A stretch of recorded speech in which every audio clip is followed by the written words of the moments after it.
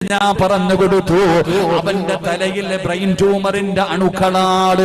പക്ഷേ നിങ്ങൾ ഭയപ്പെടണ്ട ഉസ്താദ്, ഞാൻ പറഞ്ഞു കൊടുത്തു 10 ദിവസത്തെ ടാബ്ലറ്റ് തന്നിരിക്കുന്നത് നിങ്ങളെ നോക്കാനാണ്. ഇനി ചെല്ലുമ്പോൾ അത് പരിപൂർണമായി എത്രയുണ്ടെന്നറിയാനാണ്. രണ്ടുപേരെ കരയാൻ തുടങ്ങി. ഞാൻ പറഞ്ഞു നിങ്ങൾ കരയരുത്. എന്നിട്ട് ഞാൻ അവരോട് പറഞ്ഞു, നിങ്ങളൊരു നിയ്യത്ത് ചെയ്യ്, അടുത്ത ടെസ്റ്റ് നടത്തുമ്പോ 1% പോലും ഇവന്റെ തലയിലത് കാണാൻ പാടില്ല. അല്ലാഹുവേ,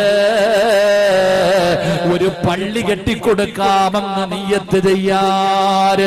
ഞാൻ പറഞ്ഞു, ഒരു ചെറിയ പള്ളി എവിടെയെങ്കിലും കെട്ടിക്കൊടുക്കാ, ഇവനെ രക്ഷപ്പെടുത്തണേ എന്ന് ദുആ ചെയ്യാറ്. പടച്ചവനെ, 10 ദിവസമായി എന്നോട് ചോദിച്ചു, ഉസ്താദേ പോകട്ടെ? ഞാൻ പറഞ്ഞു 3 ദിവസം കൂടെ കഴിയട്ടെ. വെള്ളിയാഴ്ച രാവിലെ ഉമ്മയും മകനും കൂടാതെ ഡോക്ടറെ കാണാൻ ചെന്നു. പടച്ചവനെ, സ്കാൻ ചെയ്തു. 11:30 ആയപ്പോ വിളിച്ചിട്ട് പറയുന്നു, ഉസ്താദ്, ഡോക്ടർ അവരെ അത്ഭുതത്തോടെ ഇരിക്കുകയാണ്.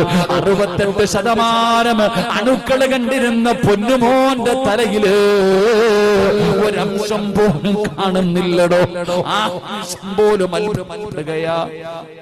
ആ മനുഷ്യൻ പോലും അത്ഭുതപ്പെടുകയാ. 1% പോലും കാണുന്നില്ല.